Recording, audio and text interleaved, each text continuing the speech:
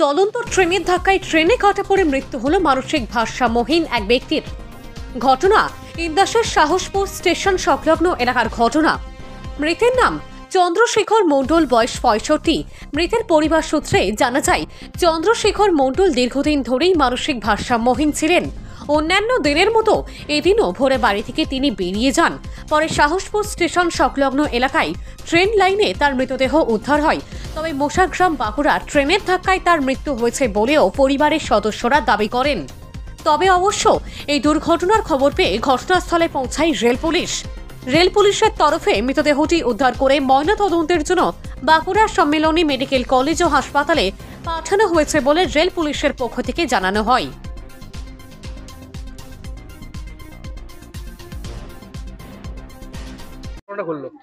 ঘটনাটা ঘটলো বলতে, যিনি মারা গেছেন উনি আমার ছোট দাদু হন। এবার ওনার প্রথম থেকেই মানসিক অবস্থা খারাপ ছিল, মোটামুটি মেন্টাল পেশেন্টই ছিল।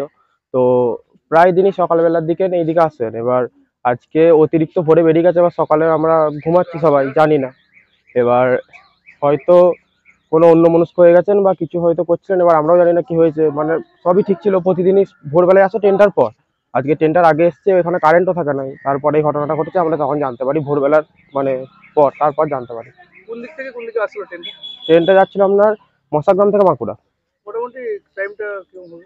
টাইমটা আপনার ট্রেনের টাইম ওই 5টা 5 এরকম। এখন কি করবেন? এখন কি করব বলতে, এবার রেল যা স্টেপ নেবে তারপর বডি তো আনতে হবে ওখান থেকে। আপনার নাম? আমার নাম আকাশ মণ্ডল। আপনি কে হন? আমি যে মারা গেছে তার নাতি হই, আমার ছোট দাদু হন। যিনি মারা গেছেন ওনার নাম? ওনার নাম চন্দ্রশেখর মণ্ডল। আপনারা কিভাবে জানলেন যে মারা গেছে? এবার সকালবেলায় শুনছিলাম যে আমি তো ঘুমাচ্ছিলাম, এবার ঠাম্মা দোকানে ছিল, তো বলা বলি করছে কেউ একজন মারা গেছেন। এবার আমরা ভাবছি হয়তো ছোট দাদু ঘুমাচ্ছে, আমরা অতভাবে নিইনি। তারপর এসে জানতে পারলাম, এখানে লোকাল কিছু বললেন যে নাকি মারা গেছে। ঘটনা ঘটেছে, কিভাবে ঘটনাটা ঘটলো? ভোরবেলা উঠেছিল আর কি, দিয়ে ওই রেল লাইনে ওই ধারে পায়খানা বসতে গেছিল আর কি। মানসিক ডিস্টার্ব ছিল ব্রেনে।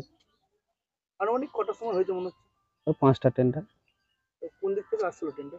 রায়না থেকে বাঁকুড়া। তো এখন কি করবেন ভাবছেন? হুম, এই যে মারা গেছেন কি ভাবছেন? কি ভাবার আর কি আছে। বডি কি বলছে কখন দেবে? বডি এবার রেলের যা নিয়ম আছে সেই নিয়ম মেনে তোলার বাড়ি দেবে। আপনি কে হন? আমার কাকা হয়। যিনি মারা গেছেন ওনার নাম? চন্দ্রশেখর মণ্ডল। আপনার নাম? সুকান্ত মণ্ডল। বাড়ি? এই খারা।